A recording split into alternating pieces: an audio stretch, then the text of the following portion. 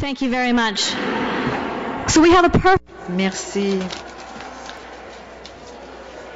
Nous avons beaucoup retenu de ce qui a été dit ce matin sur les femmes et la politique. Et maintenant, nous allons aborder la question des femmes et des médias. Nous allons accueillir Sherry Graydon, qui est le moteur derrière Informed Opinion et qui vise à montrer comment on peut avoir davantage de femmes dans les médias. Et je vais lui demander de présenter nos panélistes. Merci. Je suis ravie d'être accompagnée d'excellentes panélistes. Je ne vais pas lire toute leur biographie parce que vous les avez reçues, on vous les a remises, mais on a des rédactrices et des chefs d'antenne, notamment Suzanne Delacour, rédactrice principale du Toronto Star, l'un des radiodiffuseurs les plus universellement respectés, producteur qui a reçu des prix, Laura Peck, vice-présidente de McLaughlin Media, et de l'Université d'Ottawa, le professeur agrégé Joanne St. Louis, qui défend depuis longtemps les droits à l'égalité. Pour ma part, j'ai passé 10 ans comme secrétaire de presse très brièvement au gel d'Assange quand il était Premier ministre de la Colombie-Britannique. Ensemble, nous allons explorer 3 questions essentielles. D'abord, est-ce que les médias font en sorte que les femmes finissent par échouer et comment ça fonctionne? Deuxièmement, quel est le meilleur conseil qu'on peut donner aux candidates pour éviter cette caractérisation? Et troisièmement, que pouvons-nous faire collectivement, tout ensemble, pour remettre en question cette situation ou la changer? Je me reporte à Gary. Surtout si on voit ça de perspective féministe. J'ai dit non, ça va, ça va. Et lui m'a dit, ça devient difficile pour toi comme femme noire. Permettez-moi de vous expliquer quelque chose, monsieur. Ça ne veut pas dire parce que je suis une femme et noire que je suis victime. C'est moi qui enseigne. Je contrôle ma salle de classe. Et ma mentalité, je ne suis pas affaibli. Je suis doublement habilité, en effet. Parce que mon histoire, mon bagage, mes antécédents, ça veut dire que j'ai déjà une certaine force d'adaptation. J'ai survécu et je survis et je vis bien.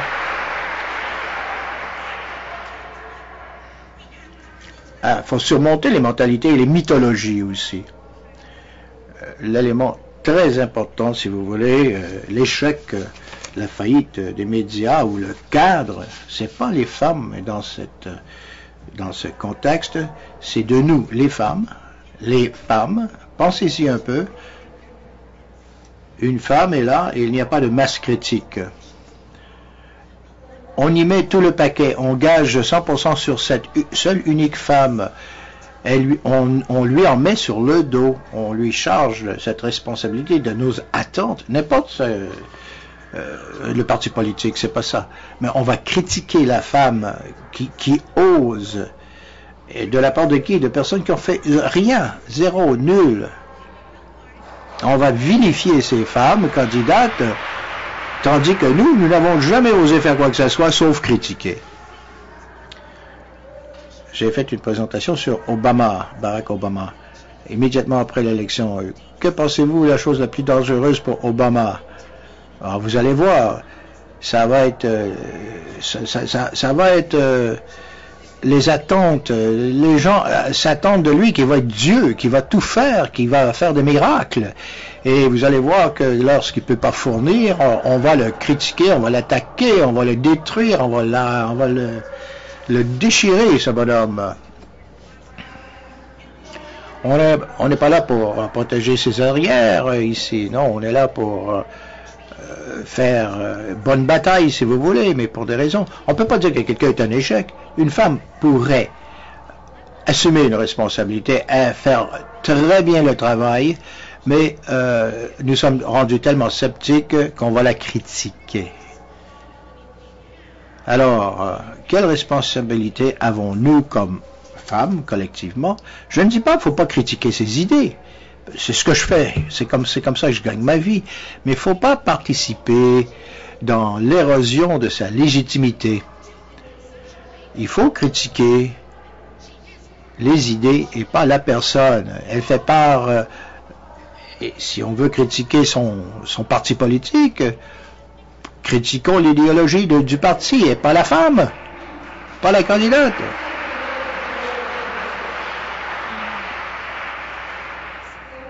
Bon, très bien dit. On va inviter maintenant le public à poser des questions, en formulant vos questions, en attendant de vous brancher au micro. Je vais peut-être donner suite à quelque chose qu'a dit Susan, accusée sur Twitter d'être perturbée de quelque chose. Vous avez dit, je ne suis pas dans un état d'âme, je suis tout simplement contre. Le choix de mots, la sémiotique, le langage, c'est un autre moyen qui peut parfois mener les gens à la faillite, mener les femmes à la faillite. Lorsqu'on demande à Kim Campbell quelle est la taille de votre tailleur, elle a refusé. Le journaliste a dit Kim Campbell avait refusé de donner son pointage. Je me demande si les panélistes ont peut-être des répliques rapides et solides lorsqu'on pose une question tout à fait inopportune, qu'on ne poserait jamais à un homme d'ailleurs.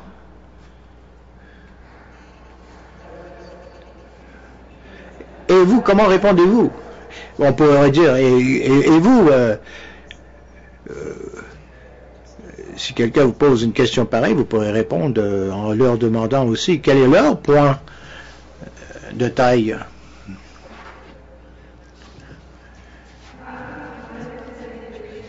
La formation médiatique me dit que les femmes souvent veulent plaire. On pose une question, on se sent obligé de répondre à la question. Alors, on va répondre à la question sans vraiment qu'on a une bonne réplique pointue. Alors, peut-être répéter la question ou renvoyer la balle, c'est peut-être une chose.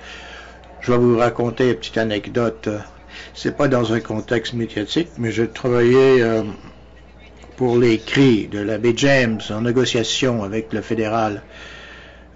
Je me trouvais seul dans une pièce. Je suis avocate. Je participe dans une équipe de négociation sur un sujet fort sérieux, revendication territoriale, et un des coéquipiers du ministre dit, me regarde de tête aux pieds, de pied aux têtes, il me dit, ouh, belle robe. Et je me suis arrêté, je l'ai regardé de la même façon. De tête à pied, et j'ai fixé son regard à mi-corps, et j'ai dit, beau costaud. Et j'ai quitté. Et ma copine m'a dit, ah, là, t'as gagné, ma belle. Faut pas prendre trop sérieusement ce genre de commentaires, mais tout simplement lui remettre, souvent, même si on veut réagir, faut pas réagir parce qu'on va exagérer la situation tout simplement. Un peu de sarcasme, un peu d'humour, et si on peut ajouter un petit peu si on peut dompter un petit peu la personne, tant mieux.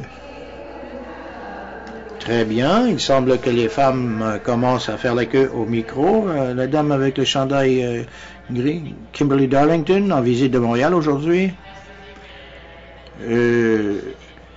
J'ai cherché la nomination dans mon comté récemment, j'ai pas réussi.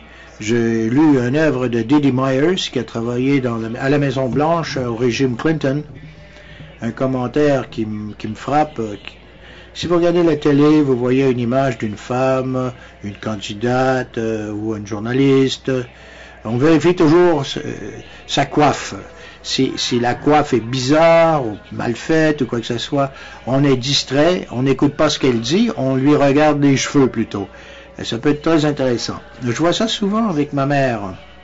Elle va regarder le CNN, elle dit « Oh, j'aime pas sa coiffe. Mauvaise coupe de cheveux, ça. Pas beau, pas joli. » J'espère bien qu'on pourra changer cela et qu'on passe du visuel à l'intellectuel plutôt. Mais je ne vois pas trop de changements d'ailleurs, malheureusement. Alors si on dit j'aime pas Michelle Obama, pourquoi maman t'aimes pas Michelle Obama? Non, elle a les dents toutes croches. Ah bon? Ben comment qu'on répond à cela? Qu'est-ce qu'on fait? Est-ce qu'on va se coiffer? Éliminer les critiques, changer le rouge de lèvres, ou est-ce qu'on va tout simplement ignorer et se faire entendre pour l'intelligence de ce qu'on a entre les deux oreilles? J'ai fait des centaines et des centaines d'interviews comme Media Watch et pour porte-parole pour une organisation féministe. C'était la fin du défilé de mode et la parade Miss Canada. Je me sentais très bien jusqu'à temps que le téléphone sonne et c'était habituellement ma maman qui habituellement m'appuie souvent. Elle m'a dit, j'avais de l'air comme la chienne à Jacques à l'émission. Parce que moi j'ai apparu entre Miss Canada 91 et 90. Et même que j'étais jeune à l'époque, ma maman avait oublié que j'étais pas concurrente dans ces concours de beauté. Vous passez à la télé, on est sous les feux de la rampe, il faut malheureusement accepter de se maquiller davantage. Mais ce qu'il nous faut vraiment, c'est plus de femmes à la télé, qui ne se fait pas tous les sourcils, etc. À chaque fois que Chantal Hébert passe à l'émission, avec sa chevelure un petit peu décomposée, sans maquillage, mais qui dit des choses tout à fait intelligentes, mordantes, humoristes, on l'écoute plutôt que la regarder.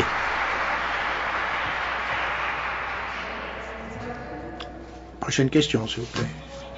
Bourque, je viens de Squidouc au Nouveau-Brunswick, puis ma question est pour Steve puis Joanne. J'aimerais juste savoir pourquoi que les médias mettent l'emphase sur le fait que les femmes ont une vie familiale, puis que c'est juste elles qui doivent s'occuper des enfants, puis que les hommes qui ont une famille, c'est pas mentionné. Merci. OK. Madame, j'ai appris mon français il y a 45 ans à Hamilton, Ontario. So, peut-être it's not going to be good enough to answer your question. Joanne, how's your French? C'est pas pire. Pas pire? Est-ce que vous voulez commencer? OK, je vais essayer de répondre, mais je vais faire des erreurs avec la structure de la grammaire, mais je comprends votre question. J'ai bien compris. Le problème, je pense que c'est la conception et les diffusions de la conception de la vie politique. OK? On pense qu'il y a un concept de women's issues, how to say, the things, la vie, les enfants, toutes les choses comme ça, c'est pour les femmes. C'est pas pour la communauté ensemble, c'est pas pour tout le monde, c'est les choses des femmes.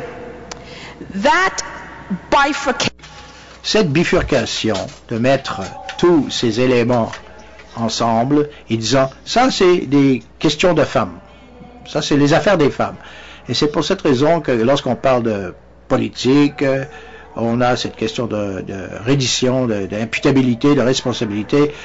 Oui, ça appartient aux femmes, c'est votre problème, occupez-vous-en. On n'a pas la notion que lorsque les femmes assument des responsabilités et des rôles de politique, c'est une contribution. Il faut des enfants pour assurer la relève.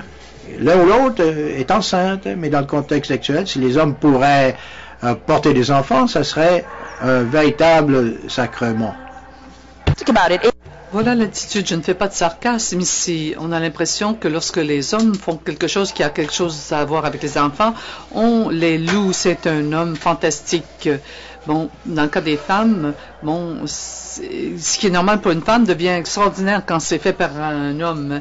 Et on y contribue parce qu'on veut évidemment encourager les hommes à agir de la sorte. On essaie de les encourager comme s'ils étaient des enfants. Mais la conséquence, c'est qu'il n'y a pas de rééquilibre, il n'y a pas de changement de dynamique. Votre question est très importante et ça revient en partie à la question de langue et de conception. C'est l'un de ces obstacles. Et si, faut pas tenir ça pour acquis. Moi, je n'ai pas d'enfant à moi. Alors, je comprends. C'est du travail. Il faudrait comprendre qu'il s'agit de travail. C'est pas simplement un mode de vie. Il y a des gens qui doivent avoir des enfants. Moi, j'ai un investissement dans les enfants des autres, même si j'ai pas des enfants moi-même. C'est une question qui concerne toute la collectivité, pas seulement les femmes. Susan. Bon, on a très bien exprimé les choses. Moi, ce que j'essaie de faire remarquer, c'est que souvent, on a l'impression de présenter le fait d'élever des enfants et d'avoir une vie comme étant des loisirs ou un luxe. Moi, je n'ai pas d'enfants non plus, mais je sais très bien que ceux qui en ont, c'est du travail pour eux et ce n'est pas quelque chose qu'on fait pour avoir une pause de son travail. En fait, ça fait partie d'une vie. C'est un autre travail, oui. Alors moi, je pense vraiment qu'il faut cesser de parler d'équilibre entre la vie professionnelle et familiale. C'est comme si les femmes voulaient vivre comme dans les années 50 et c'est pas le cas. Une question? Bonjour, je m'appelle Ranuma et je viens de Calgary et j'étudie ici à Ottawa. Moi, je trouve que dans les médias canadiens, les femmes et la vie politique sont présentées de façon caricaturale. Je me souviens, il y a quelques années, un journal national avait comme grand titre Belinda, une véritable bombe blonde. Alors, on ne parle jamais des hommes de cette façon. Pourquoi est-ce que vous pensez que c'est si prévalent? Moi, je vais remettre en question votre prémisse. Je ne pense pas que ça soit accepté. C'est vrai que c'est fréquent. C'est vrai qu'il y a deux normes. On le sait tous. 2 poids, 2 mesures. Mais moi, j'ai lu le livre de Sheila Kopp qui a été publié il y a 25 ans. Je me souviens de comment étaient les choses il y a 25 ans lorsque Sheila Kopp s'essayait d'être mère et de faire de la politique en même temps. C'était beaucoup plus difficile à cette époque-là. J'espère que nous avons fait du progrès au cours des 25 dernières années dans ce domaine. Mais c'est vrai, de temps en temps, le problème se pose. J'ai lu le livre de Gary Mason et je l'aime beaucoup. Je ne l'ai jamais rencontré, mais je l'aime beaucoup comme chroniqueur. Et j'ai été vraiment assez étonnée de l'entendre dire que la prochaine élection en Colombie-Britannique ne sera pas déterminée selon le sexe, mais selon les mérites du candidat. Pas certain que ce soit vraiment le cas. Mais j'ai l'impression qu'on a fait beaucoup de chemin depuis 25 ans. Ne pensez-vous pas? Susan. Oui, je pense que je connais le journal dont vous parlez, mais je crains que ce soit même le mien. Sherry a soulevé ce point aussi. C'est une question de chiffres. En fait, ça semble être une réponse facile, mais c'est une question de chiffres. Parfois, il faut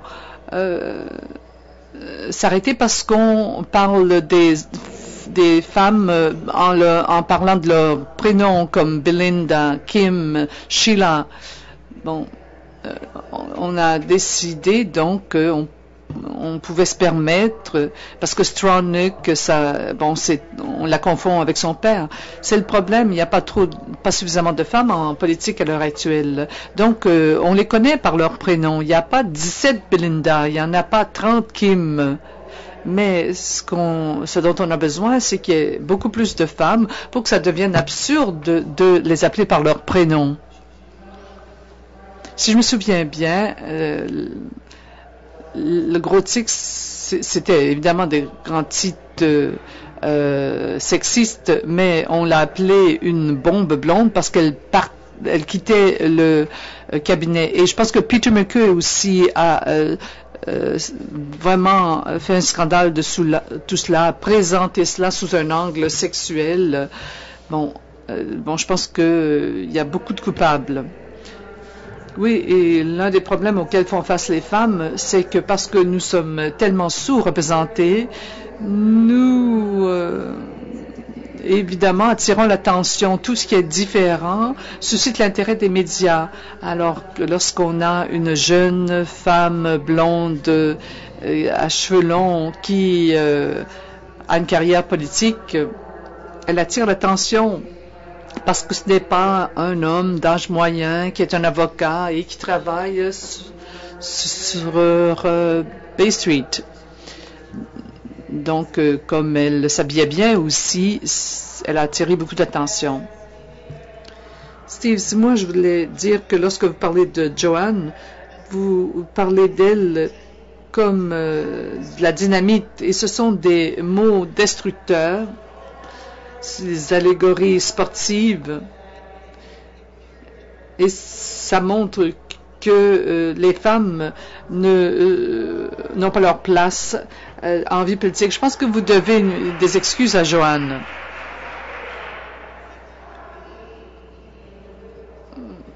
Bon, parce que souvent vous vous retrouvez dans ma chambre à coucher et que je n'éteins jamais la télé, je peux être difficile. Vous dites qu'il n'y a pas autant d'hommes que de femmes qui veulent l'emploi. C'est vrai. Il y a très peu d'hommes et de femmes qui veulent avoir une carrière politique. Mais disons que nous voudrions 154 sièges pour les femmes et ça prendrait 500 candidats. Et je suis presque certaine, sur une population de 33 millions, qu'il y a 500 femmes qui sont prêtes à relever le défi. Vous avez dit que ça dépend des hommes. Il faut que les hommes décident de changer et d'appuyer les femmes. Et je peux vous assurer qu'il y a des hommes qui changent des couches et qui lavent les planchers, mais le changement est nécessaire dans les partis politiques. Il faut que les hommes décident que ce ne sont pas simplement ceux qui ont toujours été là qui peuvent faire le travail. À mon avis, il faut mettre en œuvre une recommandation qui a été formulée il y a près de 25 ans, récompenser les partis politiques qui font élire des femmes. Enfin, une dernière question, et je pense que c'est vous, Joanna, qui a dit ceci. Quelle est la responsabilité des femmes lorsqu'elles se lancent en politique? Notre responsabilité, c'est de contribuer de l'argent, d'aider les femmes, de les aider pendant leur campagne. Et je lance ce défi à voix égale. Commencez à informer les membres. Faites-leur savoir qui sont les candidates. Dites aux membres de contribuer à leur campagne, de travailler et donnez-leur des conseils sur ce que vous pouvez faire pour les aider. Et cela aidera davantage les femmes à se faire élire que d'en discuter ici.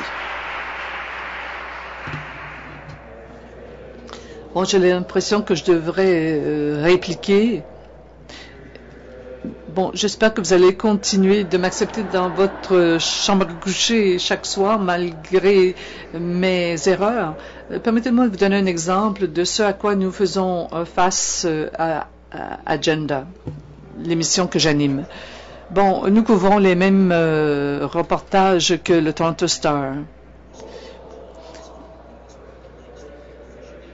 Et bon, ceux à qui on s'adresse pour trouver des invités. Vous dites qu'il devrait être facile de trouver 500 femmes au Canada pour faire élire des femmes. Eh bien, nous cherchons des invités où le nombre d'hommes et de femmes est 9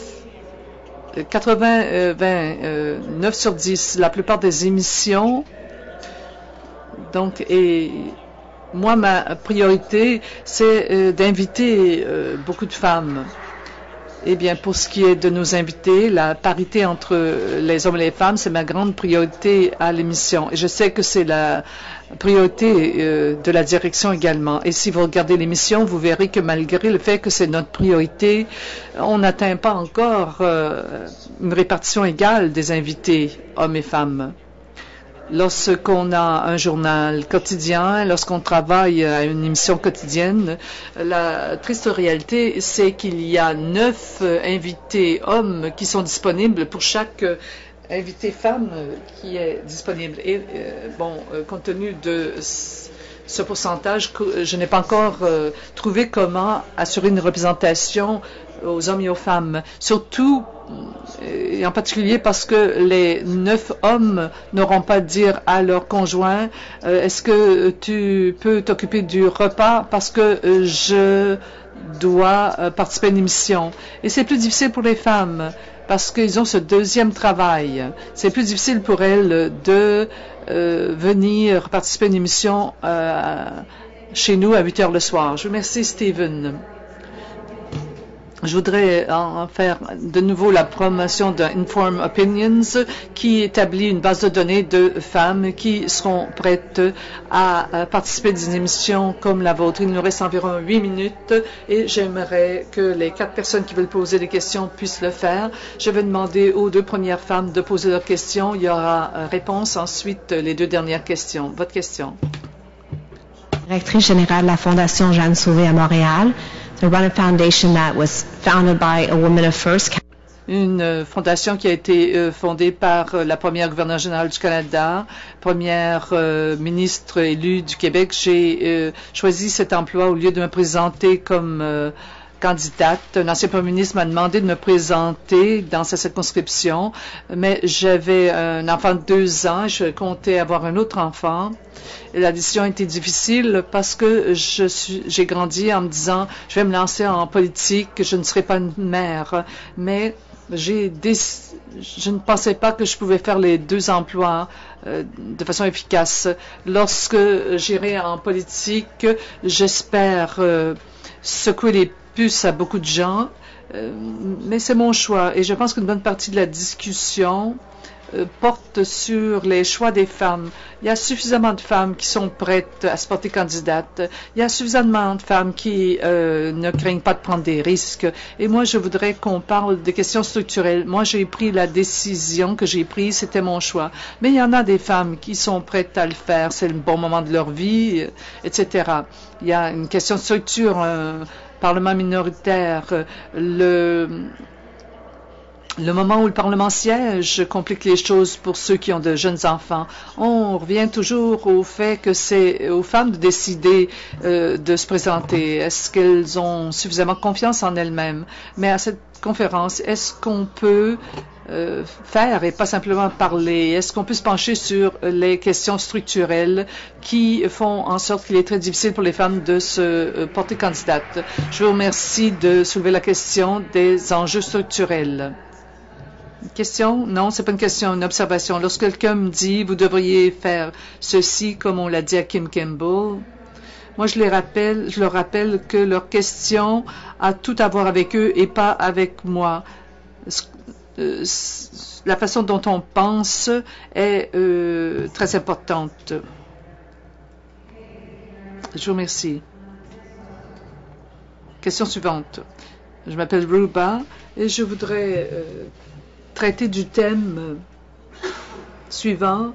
On a parlé de la façon dont les femmes sont et de la façon dont les hommes sont, mais on a toujours on nous représente selon notre étiquette.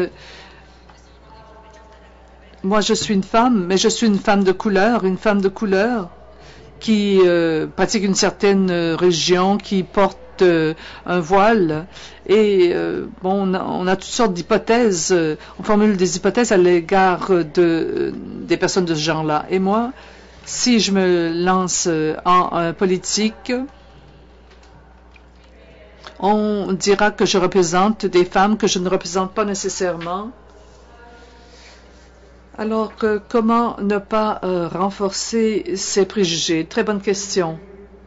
Dora. Si vous me le permettez, quel est votre nom? Aruba. Est-ce que j'ai bien prononcé votre nom, Aruba? Eh bien, j'ai envoyé à tout le monde des cartes. C'est une petite fiche qui donne des conseils pratiques.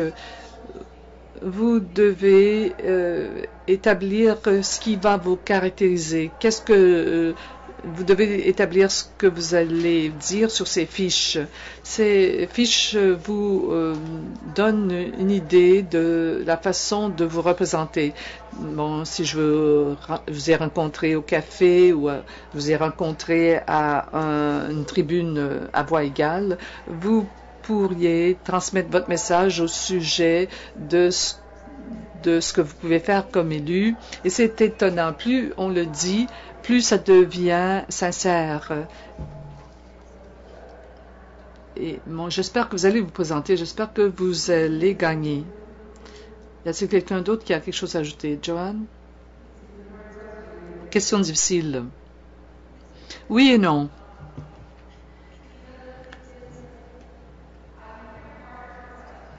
Bon, je comprends une partie de votre question parce que beaucoup d'étudiantes la posent. Et ce qui permettrait de résoudre le dilemme auquel vous faites allusion, c'est de savoir quel est le cœur de ce dilemme. Si vous avez déjà des problèmes à cet égard, c'est difficile parce que vous êtes vulnérable. Donc,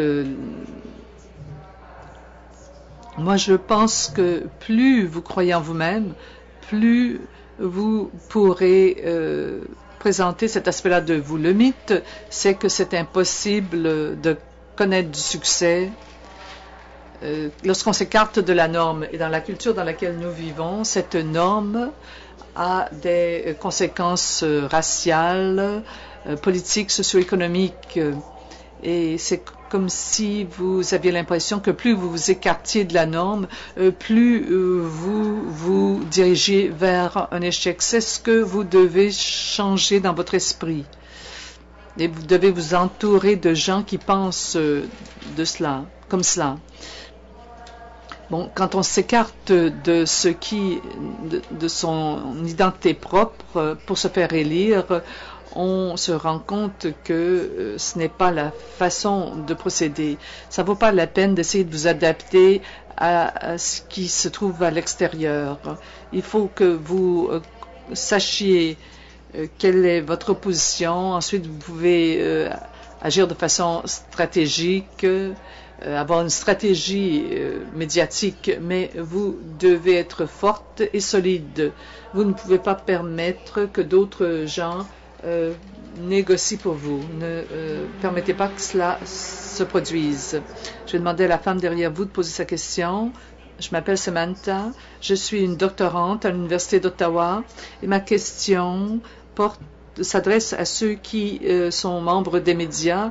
Compte tenu qu'une partie importante de votre travail, c'est de mobiliser et d'intéresser des auditeurs, quelle distinction faites-vous entre ce qui est intéressant du point de vue journalistique et ce qui constitue des préjugés? Quelqu'un veut-il répondre à la question, Susan? Bon, et il y a ensuite une question par webcast. Bon, je n'ai pas vraiment de très bonne réponse à cette question. Bon, tous les jours, on fait face à cette difficulté et on ne réussit pas tous les jours. C'est pas une science exacte. On apprend de ses erreurs. Comme j'ai dit dans la campagne 2004, le Toronto Star, un journal libéral, petit L, a consacré une série de reportages à Belinda, au facteur Belinda. Alors, on commet des erreurs. Il va falloir corriger ces erreurs. Et parlant de Belinda Stronach, est-ce que je peux répondre à la question précédente? À la dernière activité de À voix égale, Belinda Stronach a soulevé cette question. Elle a dit, pourquoi ne pas profiter des nouvelles technologies pour faire en sorte que les femmes n'aient pas toujours à venir à Ottawa. Oui, il y a d'autres façons de faire de la politique. Je ne pense pas qu'on puisse répondre à toutes ces questions, mais vous avez raison. Il y a des problèmes structurels qu'il faut régler. Enfin, une dernière question, parce que nous manquons de temps et que le repas est servi.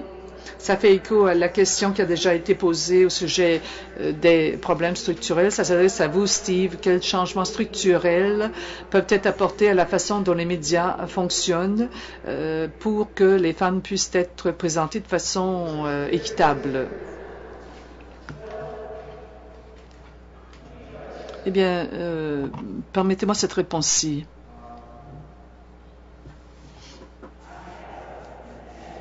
J'ai eu une mère fantastique.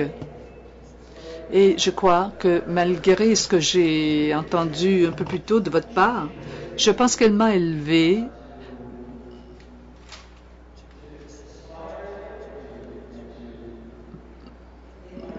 de manière à ce que dans mes rapports avec les femmes, je fasse tout ce que représente cette conférence. Je pense qu'elle a réussi et Susan dit que la situation change, qu'on commet des erreurs et qu'on corrige ces erreurs. Il y a les gens qui dirigeaient nos salles de nouvelles et moi j'ai travaillé dans ce genre de salle de nouvelles il y a 30 ans. Tout le monde était... tous les membres étaient des hommes, ils avaient une certaine opinion des femmes dans la population active et ces gens-là partent progressivement. Et je pense que ceux qui les remplacent ont une conception plus moderne de la société. Par conséquent, si vous avez un bon modèle de femme comme moi j'en ai eu un, et si ça vous a marqué, comme ça a été le cas pour moi, et s'il y a de plus en plus de gens qui pensent comme vous, on espère qu'on pourra régler le problème qui vient d'être soulevé. Mais qui suis-je pour dire cela? Je vous remercie d'avoir si vaillamment essayé de répondre à cette question. Je remercie les 4 membres du panel de nous avoir fait part de leurs connaissances. Nous allons les remercier et on va maintenant vous inviter à déjeuner. Nous avons une demi-heure pour le déjeuner et vous devez revenir ici à 13h15. Je vous remercie beaucoup de votre attention.